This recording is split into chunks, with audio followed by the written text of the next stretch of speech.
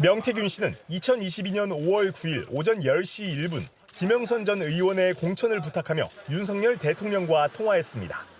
내가 상현이한테 내가 한 번 더 얘기를 할게. 걔가 공관위원장이니까. 명 씨는 통화 후 13분 만에 카카오톡 4개 쓰기로 휴대전화기에 녹음된 윤 대통령의 통화 파일을 옮긴 것으로 확인됐습니다. 파일명은 윤석열 대통령 뒤에 날짜와 시간이 숫자로 적혀 있고 크기는 246만여 바이트, 약 2.35메가바이트였습니다. 4개 쓰기는 자신에게 파일 등을 보내는 기능으로 휴대전화기 속 자료를 PC 등의 저장 매체로 옮길 때 주로 사용됩니다. 취재 결과 명 씨는 2023년 3월 8일에도 또다시 윤 대통령의 통화 파일을 4개 쓰기로 옮겼습니다. 이에 대해 명 씨는 김건희 여사의 전화통화 녹음과 같이 옮긴 것 같다며 잘 기억이 안 난다고 진술했습니다. 파일을 옮긴 이유에 대해선 김영선 때문에 옮긴 것 같다고 말했습니다. 한참 전부터 김 전 의원의 공천에 개입한 정황이 담긴 윤 대통령 부부의 통화 녹음을 보관하며 만일의 상황을 대비해 온 것으로 보입니다. 실제 명 씨는 윤 대통령의 통화 파일이 담긴 USB를 여러 개 만들었던 것으로 드러났습니다. 방패막이로 생각한 것으로 보입니다. 지난해 10월 수사가 본격화되자 USB 1개를 조선일보 기자를 통해 대통령실에 전달하려 했습니다. 대통령실이 이와 다른 경로로 통화 파일을 전달받았다는 주장도 나왔습니다. 명 씨는 압수수색을 피해 USB를 따로 보관하면서까지 윤 대통령의 통화 파일을 가지고 있었습니다.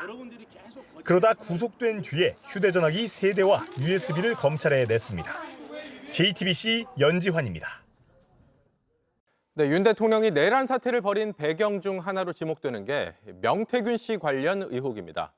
법조팀 박병현 기자와 좀 더 짚어보겠습니다.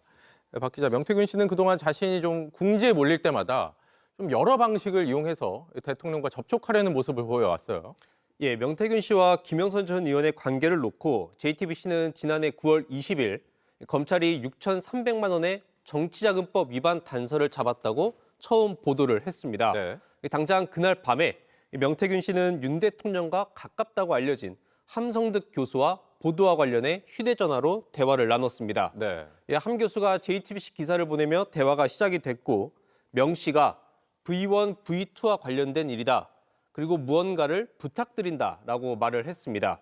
V1은 윤 대통령, V2는 통상 김건희 여사를 가리킵니다. 그렇죠. 함 교수가 V1, V2 일이면 더욱 도와주지 못하겠다라고 하자 명 씨는 V1, V2에 직접 말씀을 올리겠다.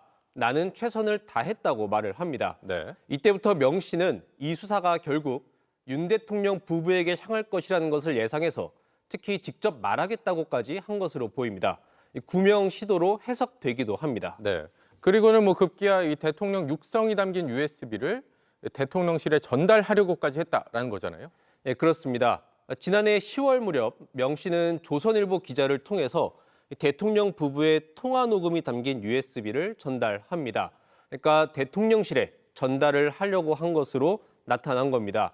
하지만 조선일보 기자는 대통령실에 전달하지 않았고 다른 경로로 대통령실이 통화 파일의 존재를 알고 있었다고 말을 했습니다. 네. 경로는 불분명하지만 윤 대통령 부부의 개입이 담긴 물증이 있다는 이 내용은 대통령실에 전달이 된 셈입니다.